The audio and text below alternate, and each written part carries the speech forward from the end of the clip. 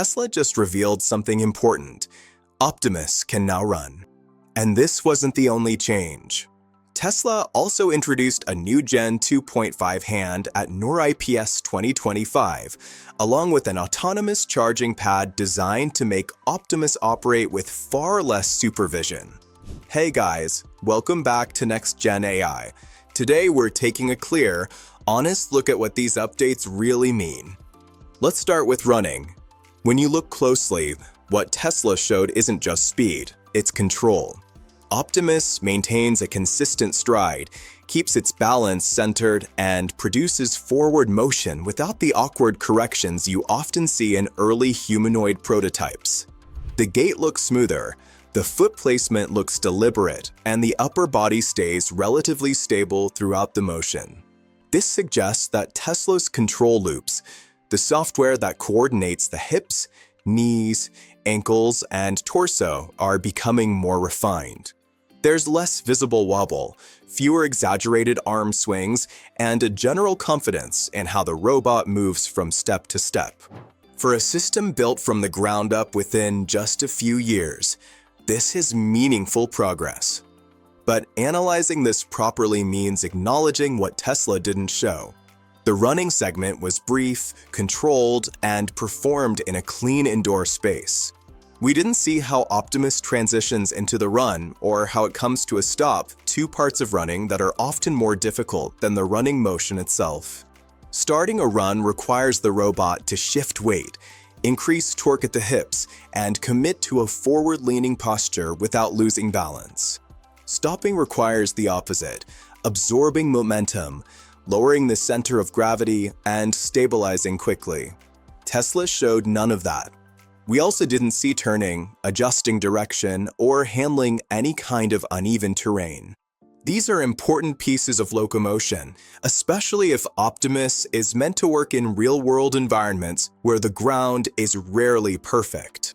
Another important part of this update is how it lines up with the rest of the industry. Unitree's G1, for example, has been showing stable running for several months, with a slightly faster pace and a more compact frame that makes dynamic movement easier. But Unitree's robot is smaller, lighter, and built specifically with agility in mind. Tesla's Optimus is a larger system with a different design philosophy, built not just for speed, but for general-purpose work. In that sense, the comparison helps provide context but not a direct performance ranking. Earlier this year, Tesla showed Optimus performing kung fu drills, rapid stances, quick pivots, and sharp weight transitions. Those moves demand sudden bursts of torque and strong ankle control. Running relies on those same systems. The dancing demonstrations taught Optimus to shift weight continuously and maintain rhythm, skills that show up in the smooth swinging of the arms and the balance between strides. Now let's shift to the second major update, Tesla's new Gen 2.5 hand. This is arguably more significant than the running demo, because hands determine what a humanoid robot can actually do in the world. Tesla's new hand features more degrees of freedom, improved tendon routing, softer silicone material, and better tactile sensing across the fingertips. Each finger moves independently with a smoother, more natural curve, and the thumb now rotates in a way that supports more advanced grips. This matters because tasks like folding shirts, sorting objects, serving food, or assembling parts all depend on small adjustments in pressure and angle, things the previous hand struggled with. We've already seen Optimus attempt real-world tasks over the last year, folding laundry, handling small objects, assisting in Tesla's diner demonstrations. These early tests were promising, but inconsistent. The new hand is designed to make those tasks more reliable. Better tactile feedback means Optimus can feel when objects are slipping or when pressure is too high. Better grip geometry means it can hold irregular shapes more confidently.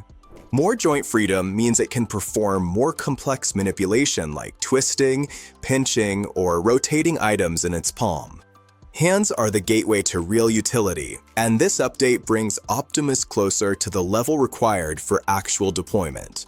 The third update, The autonomous charging pad may not look dramatic, but it is essential.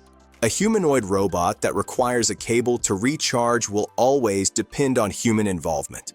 A humanoid that can self-charge becomes a continuous operation machine. With this pad, Optimus can detect low battery, walk itself over, and recharge without assistance. It's a foundational step toward long-term autonomy, both in homes and in factories. And when you combine improved locomotion, improved hands, and autonomous charging, you start to see the outline of a robot that can complete multi-step workflows without humans in the loop. Do these updates make you feel more confident about Gen 3? Or do you think Tesla still has a long way to go? Share your thoughts below. When all of these updates are viewed together, they form a clear pattern. Tesla isn't chasing showmanship. They're building the pieces required for Gen 3. The ability to run shows improved mobility. The new hand shows improved manipulation. The self-charging pad shows improved autonomy. And those three qualities, how a robot moves, how it handles objects, and how it takes care of itself, are the core pillars of a real general-purpose humanoid. Tesla's updates this week don't complete the picture, but they form the foundation for what comes next. So where does this leave Optimus in the broader humanoid robotics race? In a good, but still developing position. Tesla's progress is clear and steady. The running demo shows the locomotion system advancing, even if more features still need to be demonstrated.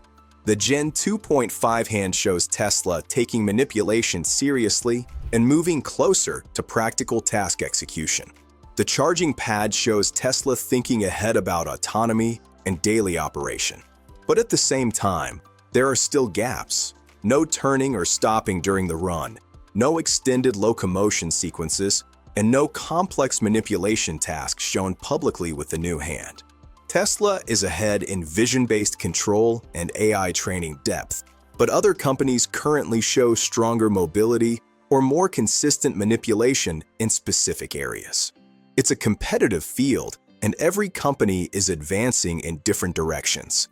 What matters is this: Optimus is improving in the areas that actually count for long-term deployment. Running isn't the end goal, but it shows the system is becoming more capable. The new hand isn't the final design, but it brings us closer to practical utility. And the charging pad isn't the full autonomy solution, but it's a necessary building block. Taken together, these updates show a robot moving closer to real use cases, not just staged demos. And that's the kind of progress that matters.